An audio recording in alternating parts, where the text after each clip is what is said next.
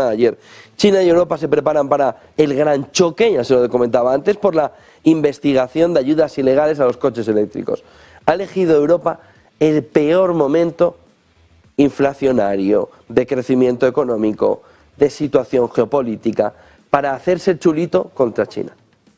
Para hacerse la chulita contra China. Para von der Leyen sacar la cara en un escenario en el que tiene todas las de perder. Entonces, hay dumping en los coches eléctricos chinos y no se te ocurre otro momento. Fíjense cómo ha sido la fotografía. Salón del Automóvil de Múnich. BMW, Mercedes, todos pobrecitos. BMW, Mercedes. Oiga, que nos van a arrasar los coches chinos. Solo había un mensaje en Múnich, en el Salón del Automóvil, de hace apenas una semana. Nos van a arrasar. No va a haber manera de vender un coche de clase o de precio medio bajo. Van a ser todos chinos. ¿Y qué habéis hecho vosotros para intentar que eso no sea así? ¿Y qué habéis hecho? Ir a por el escalón alto, ¿no? Producto de calidad. ¿Has posicionado ahí tu producto? ¿O qué pasa? ¿Que ahora BMW vende los coches de 18.000 euros? ¿O qué? ¿Ese es el objetivo de BMW? Mercedes, ¿ese es el objetivo de Mercedes? Volkswagen, ¿ese es el objetivo de Volkswagen? ¿La pelea por este coche de aquí abajo o el de este? Pues siempre había sido este. Ah, ahora peleamos por el de abajo. Hombre, es un poco de broma. ¿Qué hace von der Leyen cuando recibe ese mensaje y tiene que desviar la atención, pero meterse en otro jaleo geopolítico? Recoger lo que le dicen, von der Leyen es alemana, lo que le dicen sus fabricantes alemanes y llevárselo al debate del Estado de la Unión, a decir, aquí hay ayudas ilegales por parte de China en los coches eléctricos, sobre todo BYD, la marca china, por lo que abramos guerra comercial, abramos restricciones comerciales, empeoremos la fotografía anterior en el que ya hay más de 3.000 restricciones comerciales en el mundo, récord histórico.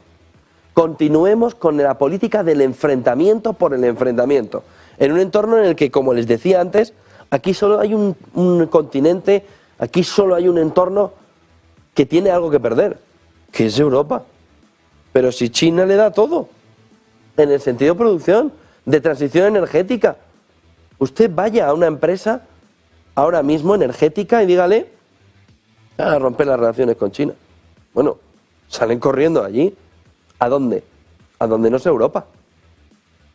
Pero si nos traen los paneles solares, que por cierto, ya que está con el dumping, ¿por qué los paneles solares chinos han disminuido su precio un 25%?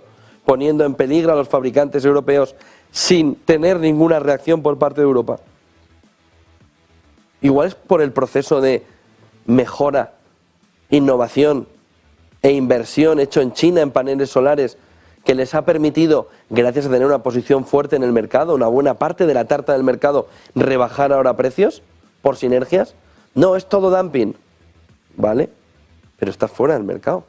Pero si el problema no es solo lo tuyo interno, es que no vas a ser competitivo en ningún sitio, porque lo que no ve von der Leyen es que los coches de Mercedes y de BMW no solo se venden en Europa, por lo que antes o después Volkswagen, Mercedes, BMW, Audi van a tener que competir con los chinos. ¿Y dónde van a competir? ¿Y con qué precios? ¿Y con qué ayuda energética? Si ahora esa manguera que permitía producir barato la tienen los chinos, no los europeos. No los alemanes. Los alemanes ahora tienen el barco viniendo de Estados Unidos para darle petróleo, para darle gas. Pero hemos perdido a los rusos. Los rusos están con China. Y esa es la energía barata. Entonces, hay una parte de carcajada china que cuando le dicen ayudas ilegales a los coches eléctricos para producir baratos, hay una parte de China que en las últimas horas ha ido lanzando el mensaje de pero no os dais cuenta que es un problema profundamente energético, donde ahora nosotros, China, somos los que somos competitivos y vosotros que habíais conseguido competir contra nosotros gracias a la energía rusa extremadamente barata, pero a largo plazo ya no la tenéis. Tenéis la del primo de Zumosol, que es un 40% más caro. De tal manera que China, lo que ayer veía en las palabras de von der Leyen, aparte de una lideresa, no sé cómo se llama ya esto, de la gran líder europea, lo que estaba viendo China era la extrema debilidad europea de percibir que lo que hay es dumping, donde China ve hay un efecto de tu cambio, de tu decisión energética de abastecerte de Estados Unidos a un 40% más caro frente a la energía rusa, que ahora es mía, China. China dice, ahora es mía. Por lo que, ¿qué dumping? El dumping que te has hecho a ti mismo, dándonos la energía barata para que ya no seas capaz de competir con nosotros. Es la locura colectiva europea, es la locura colectiva europea, en el que ve ya fantasmas donde los hay y donde no los hay. Pero sobre todo no se hace una profunda reflexión, sino que es mejor ahondar en restricciones comerciales. Como ya no nos quedan restricciones comerciales a los rusos, pues vamos a meterle restricciones comerciales a los chinos. Porque ya, es que a los rusos no nos quedan. 29º, 12º, ¿no? Vamos por el 11º. 11º paquete, el 12º ya, pero ¿qué? ¿A quién le vas a restringir? Respirar, pues no queda mucho más. Vamos a ponerle ahí una capa por encima y que no salgan. Pues ya lo has hecho. ¿Qué le vas a hacer? Ah, pues vamos a por los chinos. Hacen dumping, pero von der Leyen, de verdad, haz un profundo examen de lo que ha sucedido en el último año y de la política europea alrededor de cómo ser competitivos. Porque la realidad es que el mandato de von der Leyen solo va a tener un claim para venderse: la pérdida de la competitividad europea, por aceptar todas las restricciones comerciales que Estados Unidos, como buen jefe que es, le ha dicho a su súbdito, geopolíticamente hablando. Restringe todo como yo, ahora me toca China, pues vamos a por China. Y ahí estamos con los coches eléctricos, que ahora son el nuevo chivo expiatorio. Ya verán cómo esto no ha dejado de avanzar hacia China en el capítulo de las restricciones comerciales. Rusia asegura que hay perspectivas. Buenas noches, amigues de Les Matristiques. Con ustedes vamos a hacer algo de arqueología textual la noche de hoy, 17 de septiembre,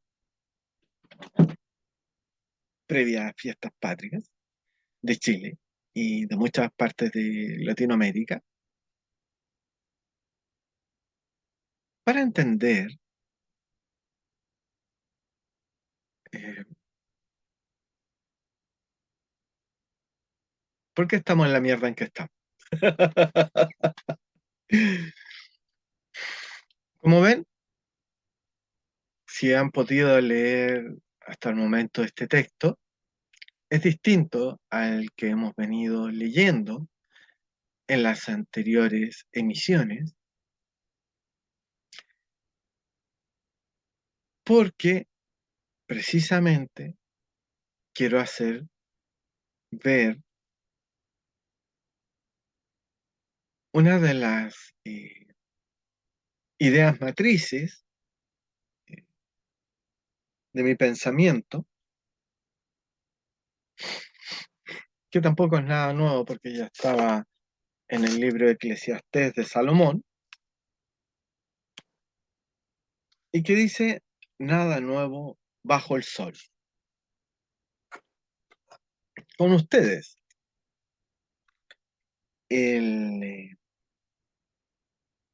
¿cómo se dice?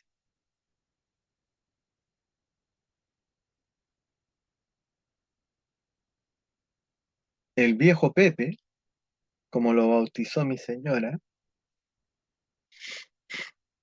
don José Ortega y Gasset, que en los años 30, acá al ladito, en Buenos Aires, en una columna dominical, semanal, escribió un ensayo que acá en Chile, y él se quejaba amargamente de ello, fue recopilada como libro llamado Esquema de las crisis. Entiéndase, crisis histórica, concepto olvidado y negado por la academia actual, debido precisamente a que si bien no sé si lo patenta, por así decirlo, pero sí lo hace muy conocido este filósofo español, eh, que podríamos decir es el primer filósofo español, ya que el mismo Ortega le niega la calidad de filósofo a Unamuno por ser un pensador estrecho de miras, que lo era,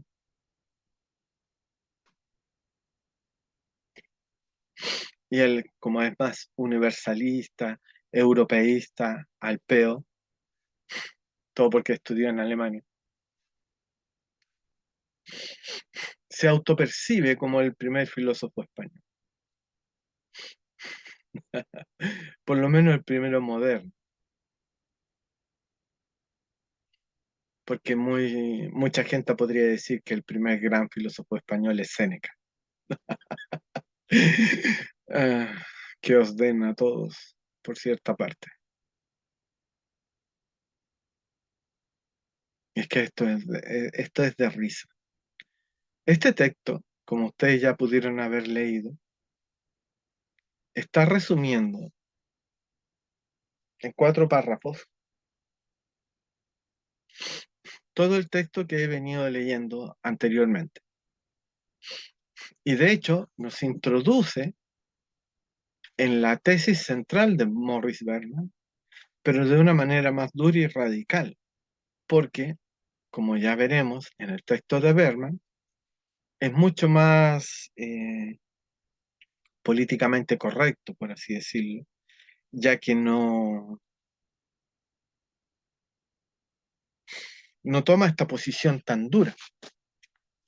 Y por eso que prefiero la versión del filósofo español antes que del norteamericano, precisamente porque en un momento de crisis histórica como el que estamos viviendo, las posturas blandengues y, como dijéramos,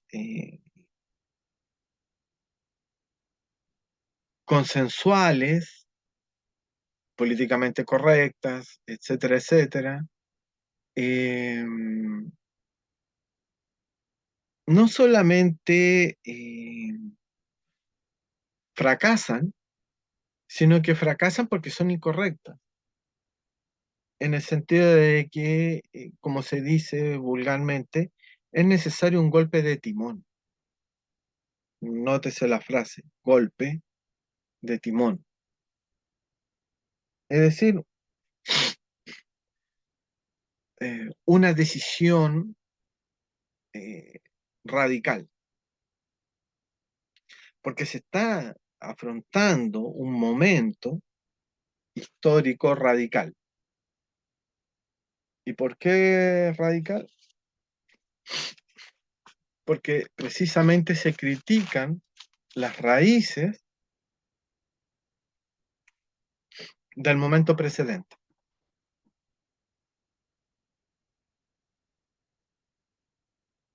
Es ahí por qué se les llaman crisis.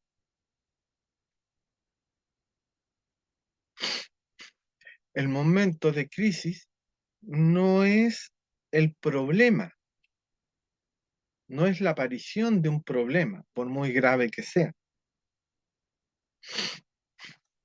sino que es la reacción de crítica al status quo o a las condiciones de existencia, como dicen los biólogos, que permitió la existencia de dicho problema, que en el fondo no es más, no es otra cosa más que una conducta humana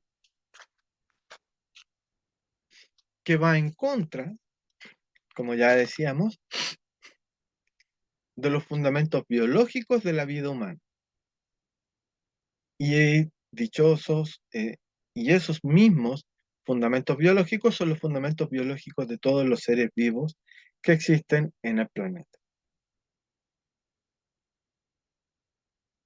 por lo que atentar en contra de dichas condiciones de existencia, en el fondo es suicida. Ahora, la pregunta es, ¿cómo hemos llegado a un status quo, a un consenso civilizacional? Porque eso es una civilización, es un consenso cultural que atraviesa a demasiadas gentes, de demasiados orígenes, ¿cómo se le dice? Étnicos. Eh, por lo menos eso es lo que yo entiendo por civilización. Es una superestructura por encima de la cultura tribal, étnica, porque toda etnia en el fondo funciona como una tribu. El nosotros en contra de ellos.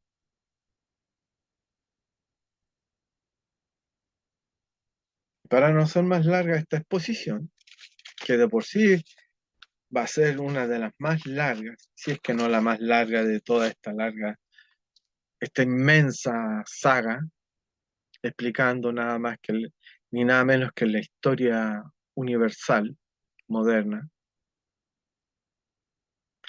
Cito a Ortega y Gasset. En este sentido, yo entiendo por historia la faena de retrotraer todo dato sobre el pasado a su fuente vital para asistir a su nacimiento, diríamos, para obligarlo a nacer. Subráyese el verbo, obligar, porque este será de capital importancia para el resto de la exposición de la tesis de Morris Berman en en el desencantamiento del mundo. Para obligarlo a nacer y ser de nuevo, hay que ponerlo en status nascent, en estado de nacimiento, podríamos decir en latín, como recién nacido. Mal se justifica el esfuerzo de la labor historiográfica que la labor historiográfica consume si no nos lleva la historia a transformar todo el pretérito, todo el pasado del hombre en un inmenso y virtual presente. Nótese nuevamente la palabra, virtual. El primer filósofo que habló acerca de la virtualidad es precisamente Ortega y Gasset. Ya lo hacía en sus ensayos de 1920. Pero este de 1932, para ser más exacto, es donde adquiere su más arraigado uso, dilatando así gigantescamente el nuestro efectivo. La historia tiene la obligación de hacernos revivir el pasado como si fuera un presente, de tal manera que nosotros, en el presente que vivimos, percibamos, sintamos el pasado como parte de nuestra propia vida, porque efectivamente el pasado forma parte constitutiva, esencial, basal, fundamental de nuestra existencia. Por ejemplo, nuestras leyes están basadas en las leyes romanas, a tal punto que nuestros códigos legales todavía contienen conceptos, ¿cómo se llama?, grecolatinos, como la patria potestad, por ejemplo, etc. Entonces, no es que el pasado haya pasado, es que el pasado sigue existiendo en nosotros y no como un mero lastre, como diría precisamente los modernistas, sino como la condición de existencia para que nosotros existamos como existimos.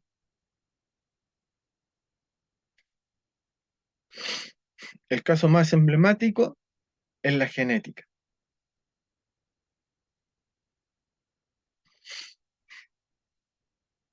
Está demostrado que el gen que nos permite el metabolismo de los carbohidratos es el mismo gen que permite a las plantas metabolizar los carbohidratos. Eso quiere decir que tenemos un antepasado común, las plantas, las actuales plantas y nosotros. Las plantas y nosotros somos familiares lejanos. Por eso que cuando mi señora dice, oh, yo quiero ser un árbol,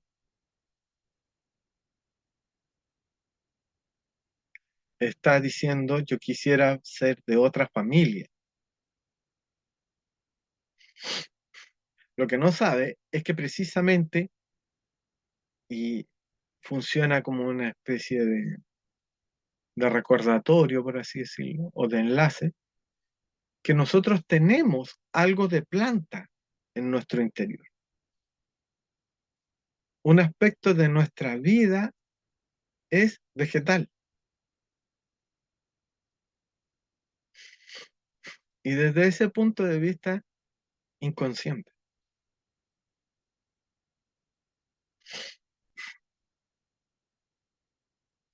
En muchos procesos, por no decir el 99% de los procesos fisiológicos, acontecen en nuestros cuerpos de manera inconsciente, precisamente eh, organizados eh, por el ADN. El ADN, el ARN, las enzimas, etcétera, etcétera.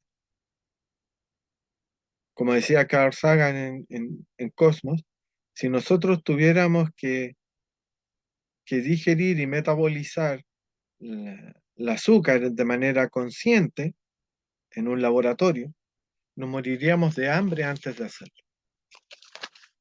Entonces, todo ese trabajo celular en que nuestras células de mamíferos se parecen o tienen de similar con una planta, se hace de manera absolutamente inconsciente.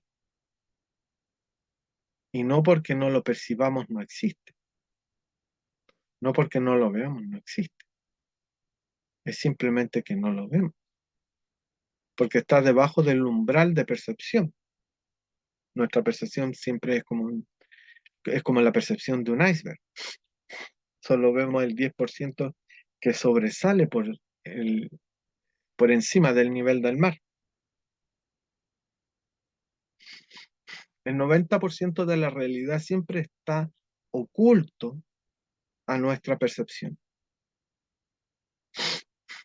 Y aún así la gente estúpida cree que conoce la realidad. Por lo tanto, cada vez que alguien te dice, no, si la realidad es así o la realidad es de otra forma, tú inmediatamente debes darte cuenta que te está hablando un imbécil acerca de sus imbecilidades.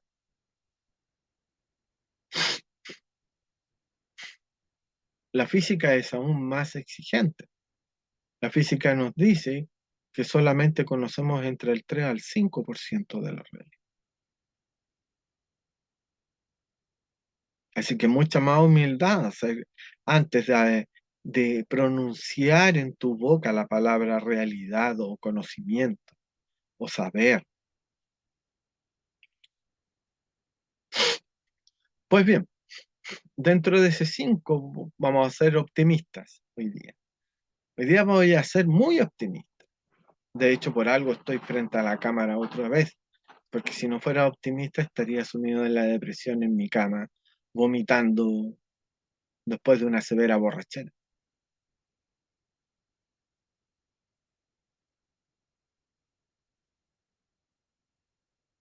Y el hecho para entender es nada menos que la peripecia máxima acontecida al hombre europeo, aquel radical viraje que ejecuta hacia 1600 y en que surge una nueva forma de vida, un hombre nuevo, el hombre moderno.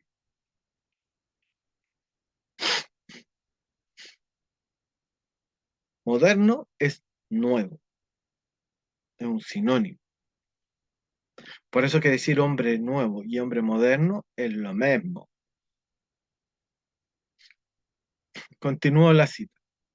Pero la idea de la historia que en estas páginas he dibujado implica que no es posible entender de verdad algo del pasado sin que, de rebote, quede iluminado algo de nuestro presente y nuestro porvenir. De aquí que, si tengo gran fe en esas ideas, aun reconociendo su defectuosidad, no es tanto ni solo porque nos aclaran unos siglos que fueron, sino porque a la vez nos hacen penetrar en la realidad secreta de nuestro tiempo y nos permiten palpar, tal vez con un poco de espanto, sus entrañas estremecidas.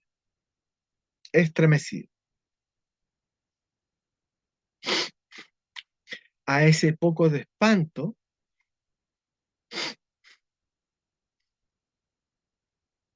ahora, 2023, debemos decirle con espanto, horror y terror. Tomemos en cuenta que estas palabras fueron escritas antes de la Guerra Civil Española, de la Segunda Guerra Mundial y de todas las que vinieron hasta el día de hoy. Mucho antes de la bomba atómica. La bomba atómica lo cambió todo. Fin del comentario. Vuelvo a citar. Aquel gran viraje de 1600 fue el resultado de una grave crisis histórica que dura 2 siglos, la más grave que han experimentado los pueblos actuales. Yo creo que el asunto es de enorme interés, y aquí viene lo importante, porque vivimos una época de crisis intensísima en que el hombre, quiera o no, tienen que ejecutar otro gran viraje. ¿Por qué? ¿No es obvio sospechar que la crisis actual procede de que la nueva postura, entre comillas, postura,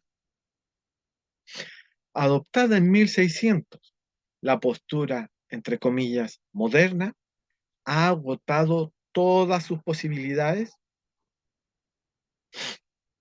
Ha llegado a sus postreros confines y, por lo mismo, ha descubierto su propia limitación, sus contradicciones, su insuficiencia. Subrayo este último concepto, insuficiencia. Una de las cosas que pueden ayudarnos más a lo que suele llamarse, entre comillas, salir de la crisis, a hallar una nueva orientación y decidir una nueva postura, es volver la vista a aquel momento en que el hombre se encontró en una peripecia parecida y a la vez opuesta. Parecida porque también tuvo que salir de una crisis y abandonar una posición agotada, subrayo, caduca, caduca, opuesta porque ahora tenemos que salir precisamente de donde entonces se entró.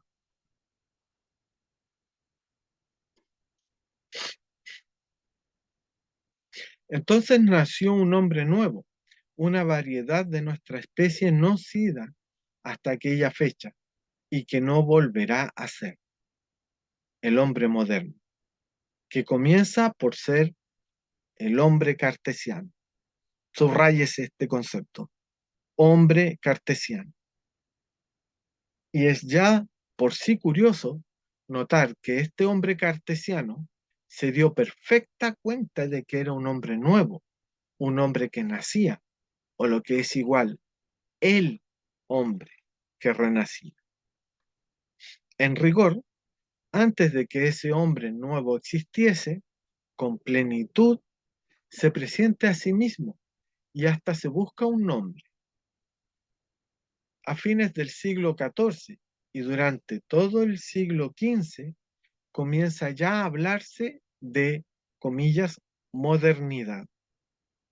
En la teología y filosofía de las universidades se distingue ya la vía antigua de la vía moderna, y a los ejercicios religiosos tradicionales se opone lo que se llamó devotio moderna, que triunfa hacia 1500. Fin de cita de Ortega. Comentario. Esa devotio moderna que triunfa hacia 1500 tiene su máxima expresión en los ejercicios espirituales hechos, escritos por San Ignacio de Loyola al momento de fundar su orden de la Compañía de Jesús, de la cual yo estudié. Y son unos poemas muy entretenidos e interesantes de leer, precisamente porque te hacen pensar. De hecho, unos poemas míos que a lo mejor alguna vez póstumamente, lo más probable, sean publicados, tienen una orientación similar, pero precisamente como lo que hay que hacer es salir de eso, se llaman ejercicios emocionales.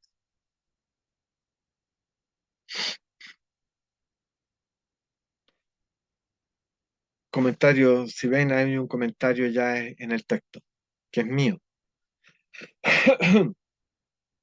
De ahí que la ciencia, la manera italiana en que se decía ciencia, sea la más perjudicada de todas las disciplinas mentales, y las masas, tal como en la antigua Roma, se decantan por irracionales creencias pseudo-espiritualistas y el coachismo-leninismo, ese estilo de pensar a cuyos cultores Sócrates habría llamado sofistas.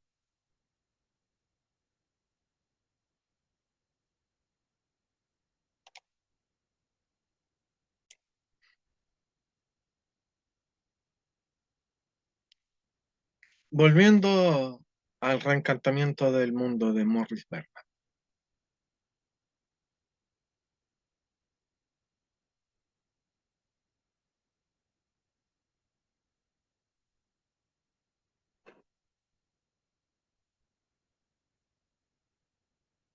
Y eso que hoy es domingo.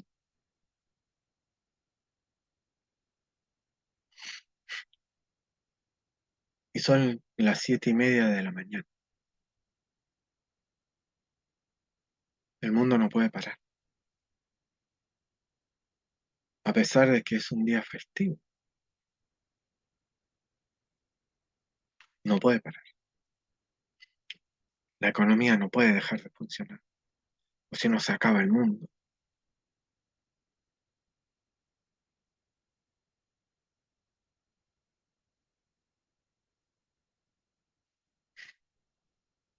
Automóviles y camiones no dejan de circular.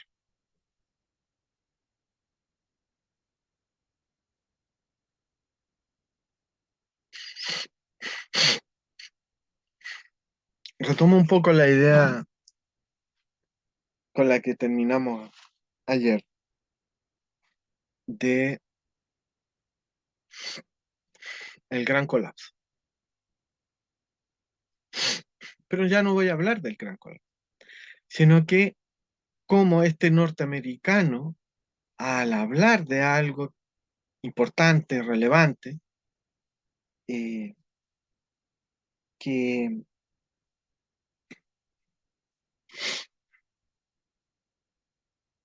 que lo involucra a él directamente por ser el país, por ser su país,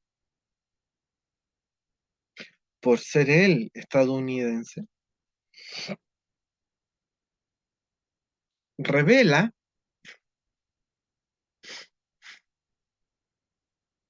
esa autopercepción norteamericana de ser la frontera.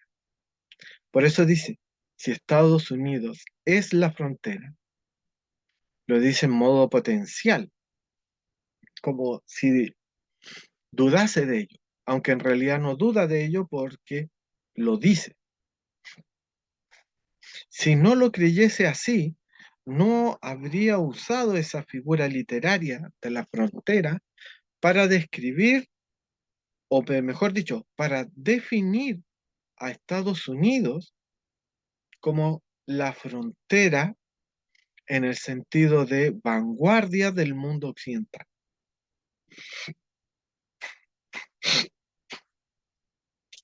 Por eso que el sentido de la palabra frontera está usado como vanguardia del gran colapso por ser el lugar donde primero acontecerá, tal como decíamos ayer.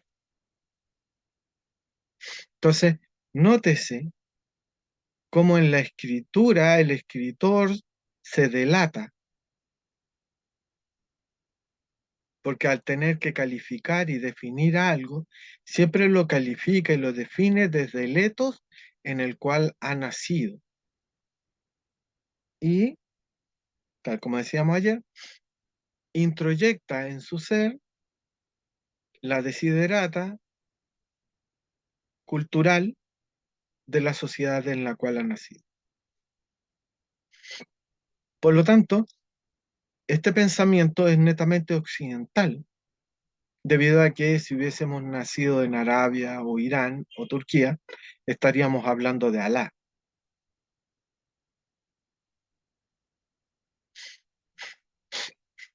Si hubiésemos nacido en China, estaríamos hablando del partido y de Mao.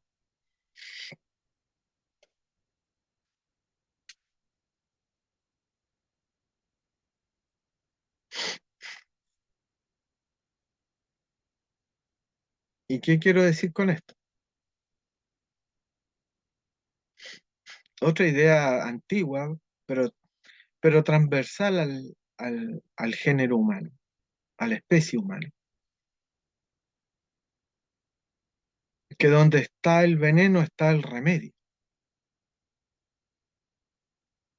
Todos los males que vive Occidente y la humanidad nacieron en Occidente, producto del pensamiento cientificista industrial, y solamente en él se puede encontrar el remedio.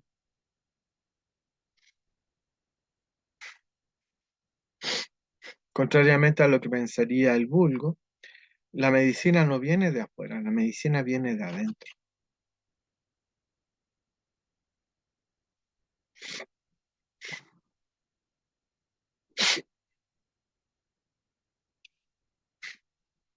Oh, que me molesta la nariz.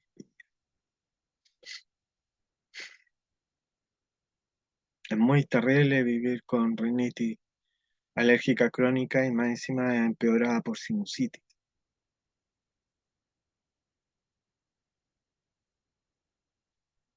Cito del libro El reencantamiento del mundo.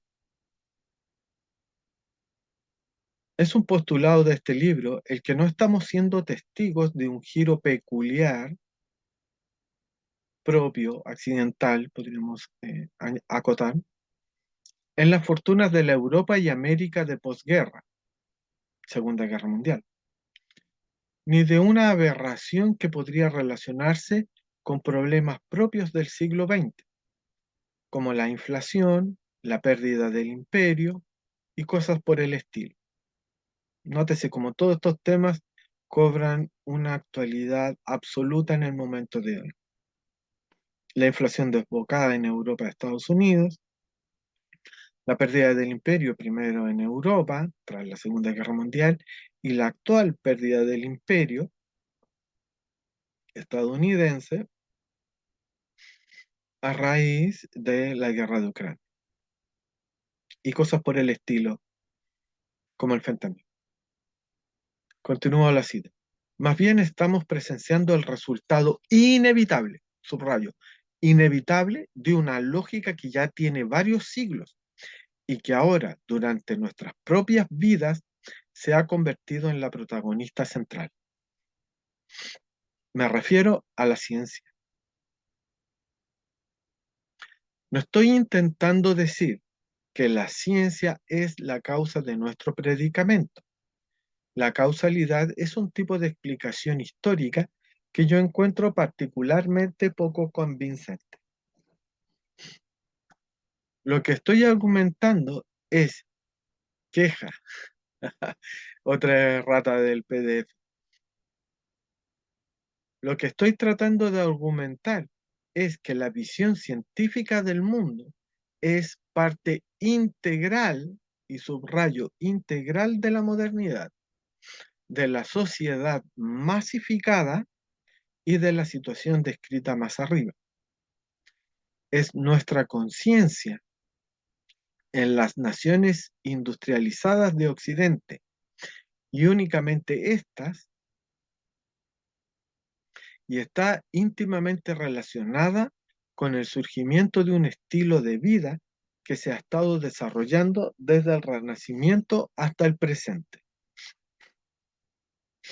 La ciencia y nuestro modo de vida se han reforzado mutuamente y es por esa razón que la visión científica del mundo está bajo un severo escrutinio, al mismo tiempo que las naciones industriales empiezan a evidenciar signos severos de tensión, sino de una real desintegración.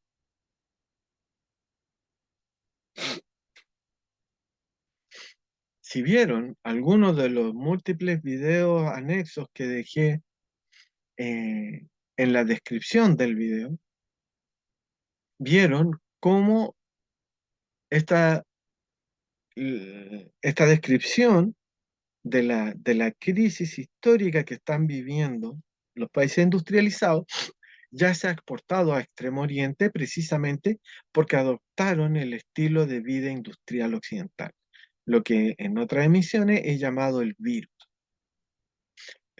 de la modernidad industrial, a tal punto de que decir modernidad industrial es un pleonasmo,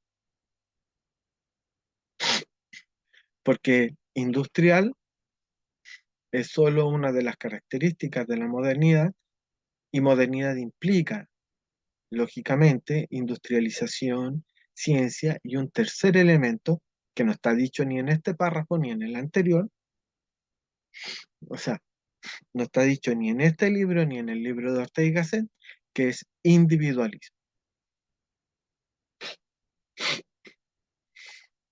Y que viene precisamente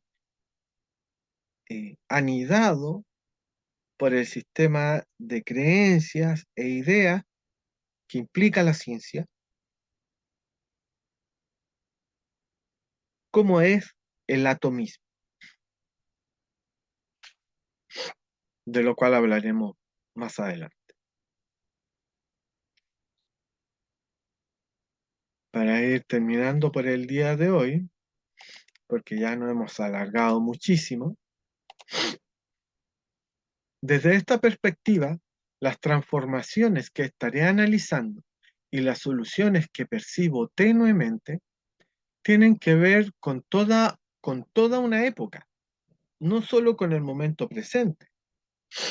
La crisis no estalló porque estalló la guerra de Ucrania, no, la guerra de Ucrania estalló como un síntoma, como una fiebre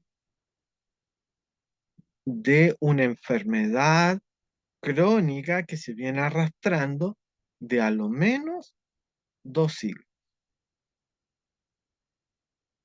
Y aquí pone el dedo en la llaga porque la rastrea desde el Renacimiento, es decir, desde hace 500 años. Por lo tanto, todo lo que está aconteciendo el día de hoy es con carácter de inevitable, es con carácter de choque de Titanic contra el iceberg. Por lo tanto, nos estamos hundiendo. Y por eso que decía que voy a ser muy optimista y voy a decir que nos quedan 2 horas de flotación antes que definitivamente el Titanic se lo termine hundiendo y con ese hundimiento el remolino que genera nos arrastre a casi todos. En verdad voy a exponer que tales transformaciones fundamentales inciden en los detalles de nuestras vidas cotidianas, subrayo, mucho más directamente que aquellas cosas que habitualmente pensamos que son más urgentes. Contrario sensu a todo lo que piensa el vulgo, el carácter fundamental de las ideas y creencias que están en nuestras mentes son más importantes y urgentes que, vuelvo a citar el libro, este o aquel candidato presidencial, tal o cual asunto legislativo, etcétera. Es decir, todo aquello que se nos vende en los medios de comunicaciones de masas.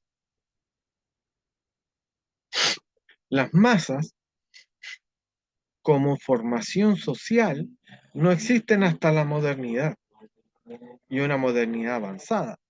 Solamente a partir de mediados del siglo XIX es cuando explota el crecimiento demográfico, que es cuando la ciencia, la tecnología y la industria coaligadas en un clúster, como dirían actualmente, en una unión simbiótica, hacen posible las condiciones de existencia de miles de millones de personas sobre el planeta, cuando históricamente, es decir, desde los 3,5 millones de años en el pasado, hasta 1800, no existieron en su mejor momento más de 1.000 millones de personas sobre todo el planeta. Y en momentos de grave crisis, como la explosión del supervolcán en Indonesia, solo llegaron a haber 10.000 seres humanos sobre el planeta. La diferencia entre 10.000 y más de 8.000 millones lo produce la ciencia, la tecnología y la industria. Por eso que cuestionar ciencia, industria, tecnología es cuestionar la base, la condición de existencia de al menos 7.000 millones de personas, que no podrían existir, no podrían vivir sin la existencia de la modernidad. Y es ahí que la modernidad presenta las contradicciones que ya veíamos en el texto de Ortega. Siendo la fase histórica que ha permitido la mayor expansión de la vida humana en el planeta, es al mismo tiempo el origen y la posibilidad de su extinción absoluta desde el momento en que se desarrolla la tecnología atómica con el uso bélico de la energía nuclear.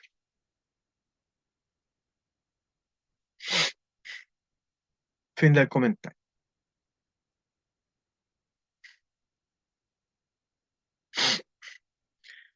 Prosigo la lectura del libro. Durante tales periodos de crisis, el significado de la vida individual empieza a surgir como algo amenazante y las personas empiezan a preocuparse con el significado del significado. en sí mismo, precisamente por lo que decíamos la vez pasada, porque empezamos a percibir que la vida individual no tiene sentido.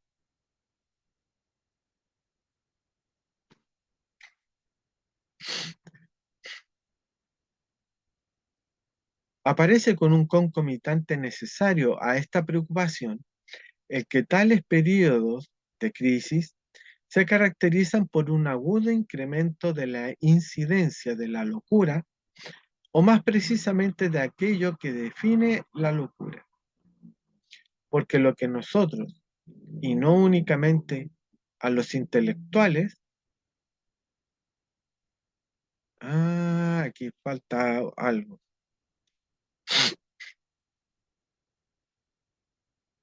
Claro, claro, aquí hay un problema, claro. Es que yo leí el libro original. Este PDF está con muchas erratas.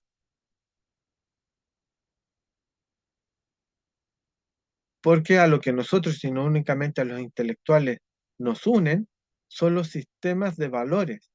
Y cuando estos sistemas empiezan a derrumbarse, igual suerte corren los individuos que viven con ellos. Y es aquí el punto más importante donde me quiero detener. A modo de cierre y conclusión del episodio de hoy, del capítulo de hoy. Los sistemas de valores no son otra cosa más que sistemas de creencias, porque tú crees que esas cosas que llamamos valores tienen valor, es decir, tienen validez o vigencia en todos los demás, de tal manera que permiten la articulación de la vida social. Pero he ahí que esos valores morales, por así decirlo, porque no solamente son valores morales, también hay valores intelectuales, como el valor de la verdad, por ejemplo. ¿Para qué nos sirve la verdad si no podemos comerla? Dicen los pragmatistas. Ok, cierto, no se puede comer la verdad, por lo tanto todo es mentira. Si quieres vivir en un mundo de mentiras, bien, es tu, es tu derecho, somos libres, pero la consecuencia lógica de vivir en un mundo de mentiras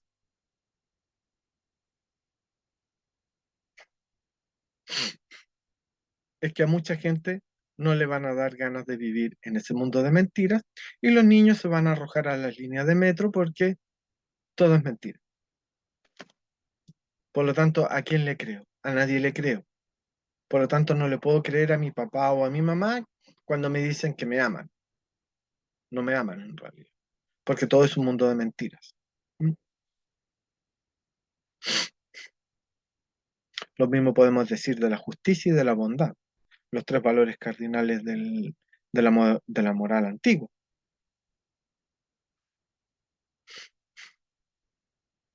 al cual debemos añadirle el cuarto de la belleza.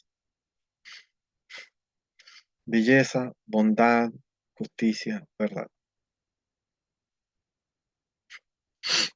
Ahora ya no hay nada de eso, no hay nada en qué creer. ¿Y qué pasa cuando no hay nada en qué creer? Se produce el absoluto vacío que hablábamos en el episodio anterior, el triángulo de las Bermudas del alma. No hay nada que creer. La vida se vacía de contenido, ya lo decíamos en el párrafo anterior, no dan ganas de vivir. Por eso que el pragmatismo es un paso en falso en el intento desesperado por salir de la crisis, porque no es más que una solución miope, por lo tanto no es solución, es un parche que permite seguir funcionando en el vacío de la mentira, con la esperanza de que del pataleo de aquella persona que se está ahogando, de que si se mantiene pataleando un rato más, va a llegar esa tabla de flotación que le va a permitir salvarse del naufragio civilizacional, que es lo que llamamos crisis histórica.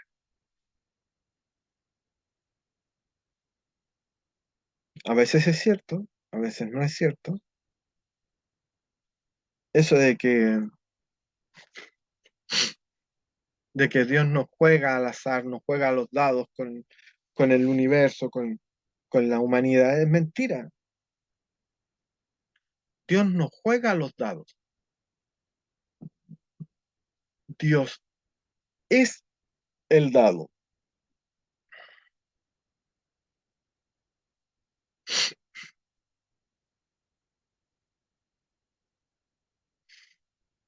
El azar es Dios.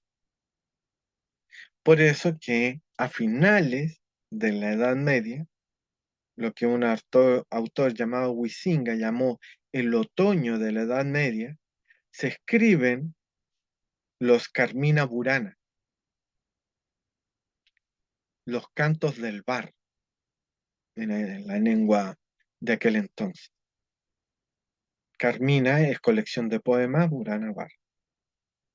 Y son los cantos de los borrachos, pero unos borrachos muy especiales porque tienen, eh, eh, como dijéramos, pertenecen a los gremios medievales de los cuales ya hablaremos, y pertenecer a los gremios artesanales de la Baja Edad Media, no cualquiera podía hacerlo. En ese sentido, eh,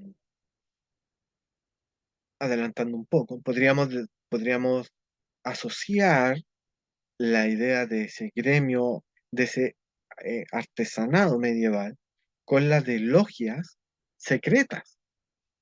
Por lo tanto, hay un saber en en ese Carmina Burana, del cual Karl Orff en los años 30 le puso esa magnífica música, que no tiene nada que ver con el espíritu de los, de los poemas, porque no son poemas heroicos, son poemas de taberna, de bar, son chistes, son burlas, socarronas, sarcásticas, ácidas, en contra de la moral y sobre todo de la teología católica, en contra del escolasticismo en el cual se había asumido el pensamiento eh, medieval, se había enquilosado. Y esta Carmina Burana empieza con dos palabras, que son la idea matriz y focal de todo. O sea, con tres palabras que forman el título. Fortuna imperatrix mundi, que en latín quiere decir la fortuna manda en el mundo, o la fortuna ordena el mundo. Entonces, ¿cómo puede ser que la idea de fortuna, de azar, aleatorio, caos, sea la fuente del orden del mundo? Es contradictorio, es paradójico, mejor dicho. Podríamos decir que la Carmina Burana, a finales de la Edad Media, presagia la física cuántica, porque la física cuántica nos viene a decir precisamente lo mismo. El azar probabilístico es lo que ordena el cosmos. Eso que vemos tan hermoso, tan ordenado, que cada 365 días se cumple una traslación alrededor del Sol y cada 24 horas una rotación alrededor del eje terráqueo, algo tan cronométricamente constante, ordenado, provenga del caos que hay dentro de las partículas subatómicas. Cómo a partir del caos se genera orden. Fortuna imperatrix mundi. Dicho de otra manera, todo lo que te han enseñado es falso. Ese es un verso de Arthur Rimbaud, allá por 1870. Buenas noches, amigues de Lesma Tristiques. Ha sido otro hermoso día para seguir teniendo esperanza en el apocalipsis.